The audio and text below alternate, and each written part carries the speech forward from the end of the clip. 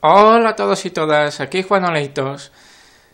Y este vídeo va a tratar de un pequeño bug del Sonic 2, que muchos sabréis que hay aquí, cuando consigues todas las Cheu Emerald, se puede pasar una cosilla, que si os transformáis en la línea de meta en Super Sonic, en el aire, Sonic se queda como volando.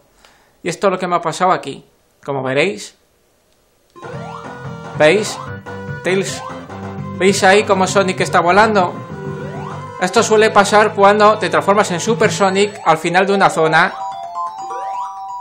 Al final de una zona, cuando te transformas en Super Sonic, pues pasa esto.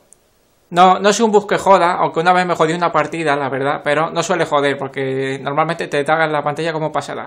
Y es eso, un Sonic volador.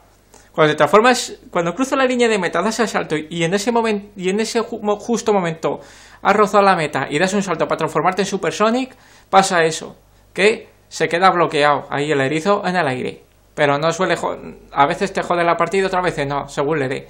Y bueno, nada más que era eso, compadres. Espero que os haya gustado este nuevo bug que añadiré a mi top 10, digo a mi top 5. Y aquí me despido. Chao, chao, chao, chao, chao, chao, chicos.